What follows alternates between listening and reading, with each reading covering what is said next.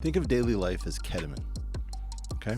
So you've got people walking around completely dissociated because everything in their daily environment tells them to pick up the dry cleaning. Right. And, Everything's fine. oh, what's on Netflix? Yeah. At least in the Cuban Missile Crisis, my father was driving across country. I said, you knew it was he says, everybody knew it was the Cuban Missile Crisis. Every single town that he drove through, he would stop and the TV would be on. People were talking about it, right? We are in some world where, and I think that we have to just talk about the fact that the United States is attacking ordinary, intelligent human beings by depriving them of any basic knowledge of what is actually going on. We don't know what happened with the origin of COVID. We have no idea about Epstein. We don't know what's going on with the vaccines.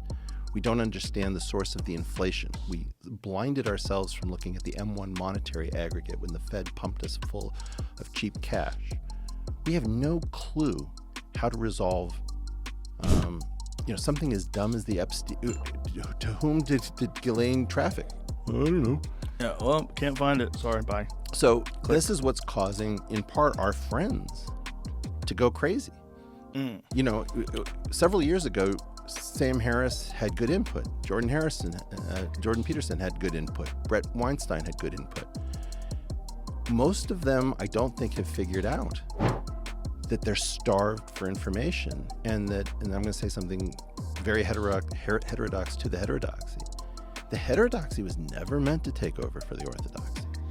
The orthodoxy was something that needed correction. The purpose of the heterodoxy is to say, you're 12 degrees off, you're 3 degrees off. Mm-hmm. What do you do when you're like 168 degrees off? And all, like the fine tuning that heterodoxy can do is not sufficient to correct the ship. And what's happening to us, and I said this to Sam at a dinner with Dave Rubin right before Trump took over. I said, Sam, if you don't take a different approach to Trump, he's going to blow out your circuits. He said, what do you mean? I said, well, for every ambiguous thing that you can't resolve with Trump, raise 2 to that power. So if he puts 3 ambiguities in a series, you have 2 to the 3rd possibilities of what could be true. That's 8. He can create a decision tree that explodes faster than you, Sam Harris, can think, right? There's no way you can get to 2 to the 4th possibilities on a decision tree.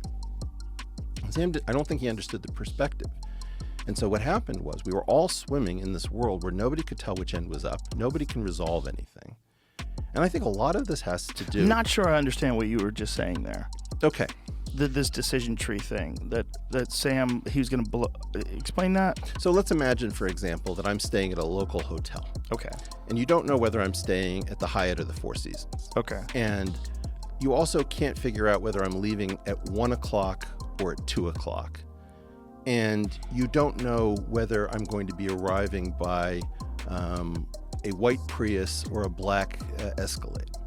You now have too many possibilities as to, well, what's the drive time for those 2 hotels is different. I don't know which car I'm looking for. There are 8 possibilities now of what could actually be happening because those are all independent. Right. When Trump created ambiguities, or now the Biden group is creating ambiguities by not telling us what's actually going on, you don't know how serious this East Palestine, Ohio spill is. Is this something that's going to burn off pretty easily, or is this getting into the corn crop that's going to be found in all processed food? I don't know. I don't know how much. It's a very good question. Right. Okay. So just every day, you're being assaulted by completely unnecessary ambiguities.